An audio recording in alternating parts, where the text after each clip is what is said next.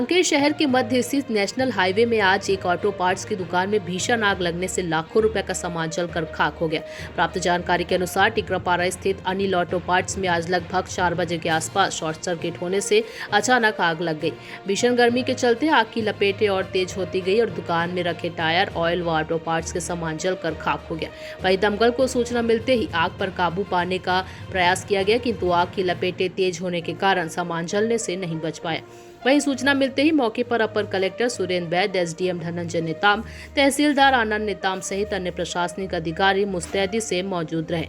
वहीं घटना बड़ी दुर्घटना न हो, इसके लिए पुलिस प्रशासन भी सड़क की दोनों ओर बैरिकेड्स लगाकर गाड़ियों को बाईपास से रवाना किया। इस आगजनी में अभी फिलहाल नुकसान का एग्जिट आंकलन नहीं निकाल पाए हैं, जिसकी आंकलन करने के बाद ही कुछ पता लग पाएगा। कांकेर से बिप्लब कुंडू की रिपोर्ट।